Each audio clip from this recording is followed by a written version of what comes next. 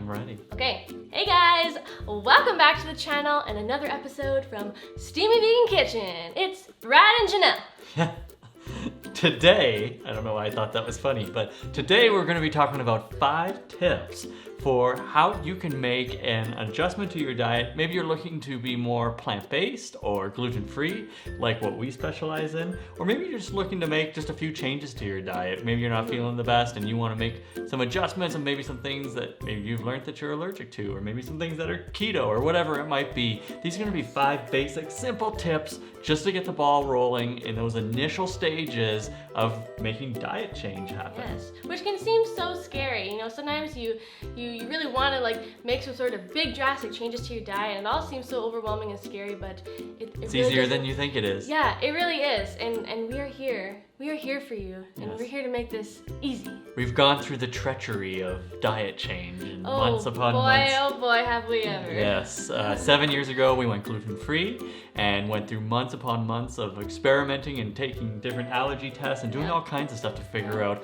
what we needed to edit out of our diets. And then 2 years after that, which was 5 years ago, we went fully vegan. Good math. Yes, I can add and subtract still at these later ages of my life.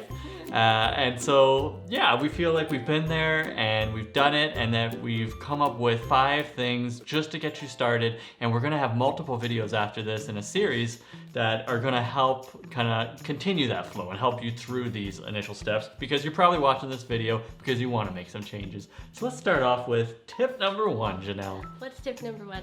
Yes, tip number 1 is to, now this is just gonna sound super simple, but make a list of all of your favorite meals. Like, what are the meals that you make regularly that you enjoy, and write them all down.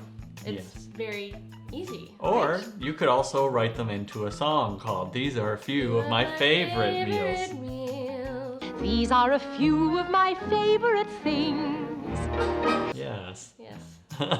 Or, yeah, write them into a notebook, which is probably the better way to do it. So when I think about this task, kind of the first thing that I'm thinking about is, okay, what was my favorite dish before I went vegan and gluten-free? And it was definitely pasta for me. And so I was probably like a spaghetti and meatballs kind of guy. I loved I still do, but I love ethnic food, so Indian food, and especially buttered chickpeas. That was my go-to, or not buttered chickpeas, buttered chicken. Yeah. But now I make buttered chickpeas, which we'll get into later in the movie. Where you In the movie. the cinematic. And I also love obviously baked goods too. It's not just meals that people worry about. It's all the snacks they enjoy, and the breakfasts, and cookies. I love chocolate chip cookies, but they have so much butter in them. But you can make them vegan, which goes right into our second tip, which is to start researching recipes for plant-based versions of all of these meals that you love. So some perfect examples, I already gave you one in the first tip, was you love butter chicken? Well, type into your good old friendly Google or Pinterest vegan butter chickpeas recipes, and there's tons of recipes out there on the internet. Or on, our blog, steamyvegankitchen.com happens to have a butter chickpeas recipe, which is linked down in the comment section below for you. So it just proves a point that there's a vegan alternative to any kind of meat-based recipe that exists. Okay, tip number 3. Now, I love this tip because I love doing it, and that is mastering your grocery haul. So I love grocery shopping. I actually really do enjoy it. I got a whole... He really does.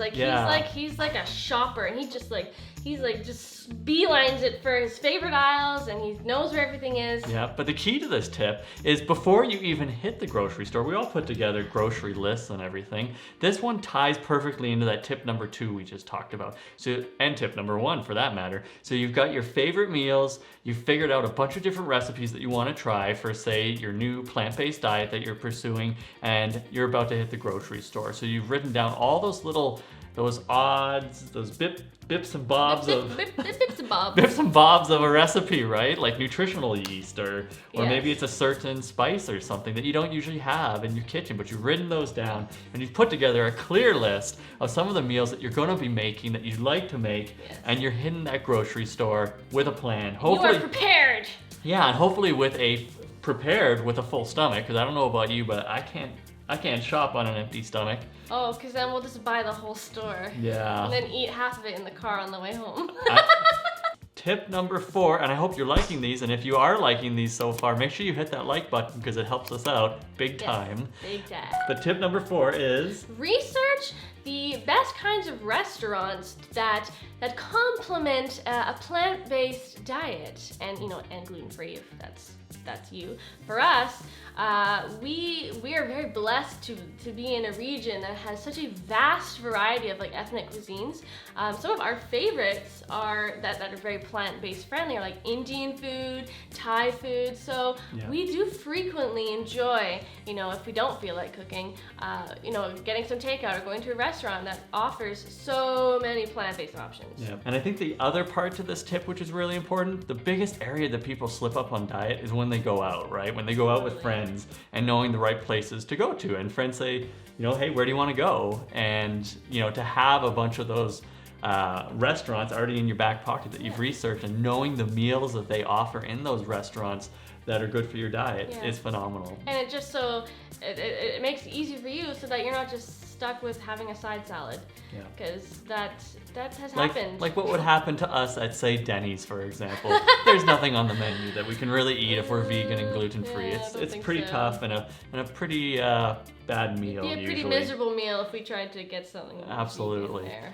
Tip number 5 is to try your best to avoid as many of the processed vegan food products that are out there. So we talked about this in the grocery haul and kind of how you fall into that trap. It's very easy to say, you know what, here in the new year coming up, I want to follow a plant-based diet and I'm going to lose a bunch of weight. And then you get into this diet and you kind of fall into this trap of picking the easiest, quick items, right? Yeah. And you know what? We've gained lots of weight on plant-based and gluten-free diets. I hope you haven't noticed. Yeah. But okay, no shame. Yeah, during the pandemic, even on a plant-based gluten-free diet, which you think when you hear those two words, you go, oh, that's usually pretty healthy. Yeah. Well, it can actually be pretty unhealthy if you're picking the wrong foods and if you're eating a lot of the processed foods. I think that's such a huge Sorry, 1 second, I was about to burp. I guess we can keep that. I kind of want you to cut that out, but whatever. I was gonna say that it is such a huge misconception that like vegans inherently are healthy, and that's like definitely not always the case. So definitely, if you are trying to, if you're switching to a plant-based diet because you want to be healthier, then yeah, definitely limit some of these very readily available processed things.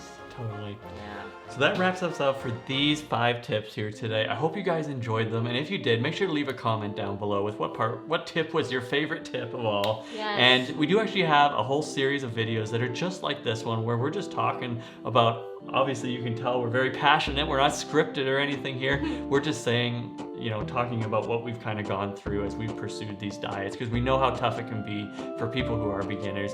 And so click this next video here where we actually talk about some of the different restaurants that might be in your local area and which ones are the best types of cuisine and restaurants for people who are interested in a plant-based and gluten-free diet. Nice. So click that video and keep watching. That's it. Bye for now. Bye.